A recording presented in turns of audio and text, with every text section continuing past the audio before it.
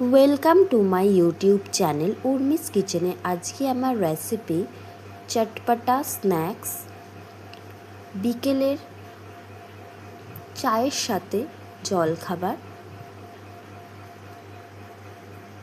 সয়াবিনের পকোড়া।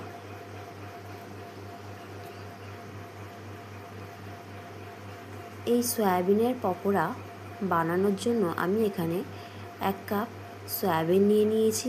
সেটাকে জল দিয়ে ভালো করে ধুয়ে আমি একটু নুন দিয়ে সামান্য সিদ্ধ করে নেব।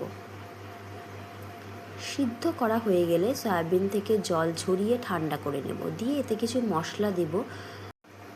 ঝালের জন্য লঙ্কার গুঁড়ো, কাশ্মীরি লঙ্কার গুঁড়ো, হলুদ, নুন, জিরে গুঁড়ো, গরম মশলার গুঁড়ো, একটা ডিম, কর্নফ্লাওয়ার, বিস্কুটের গুঁড়ো দিয়ে সমস্ত মশলা দিয়ে ভালো করে মাখিয়ে নিয়ে কড়াইতে সর্ষের তেল গরম করে তাতে একটা একটা করে পকোড়া ছেড়ে ভালো করে 2 পিঠ ভেজে লালচে করে কড়কড়ে করে ভেজে সার্ভ করে দেব। গরম গরম টমেটো সস, পেরি পেরি মশলা, গোলমরিচের গুঁড়ো আর বিট নুন ওপর দিয়ে ছড়িয়ে আমি সার্ভ করে দেব। হয়ে গেল আজকের বিকেলের জলখাবার সয়া পকোড়া।